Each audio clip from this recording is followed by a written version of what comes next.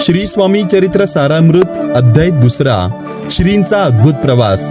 एके दिवशी अक्कलकोटात स्वामी महाराज राचाप्पा मोदींच्या घरात बसले असता कलकत्ता संस्थानचे इंग्रज अधिकारी पारशी समाजाचे प्रतिष्ठित गृहस्थ स्वामींच्या दर्शनासाठी आले होते। स्वामींच्या चेहऱ्यावरील ते विलक्षण तेज पाहून अचंबित झाले। त्या इंग्रज साहेबाने स्वामींना आपण कोठून आलात तेव्हा श्रींनी कर्दळीवन ते मंगळवेढे सोलापूर मार्गे अक्कलकोट पर्यंत केलेल्या प्रवासाची विविध तीर्थदर्शनाची माहिती त्यांना दिली। अक्कलकोटा येण्यापूर्वी श्री 12 वर्षे मंगळवेढ्यात राहिले।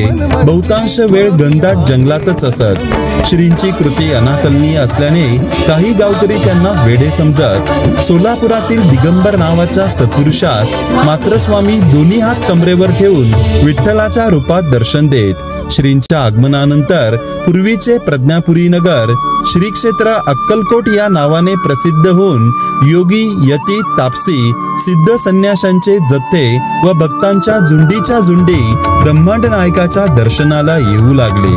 श्री स्वामी समर्थ।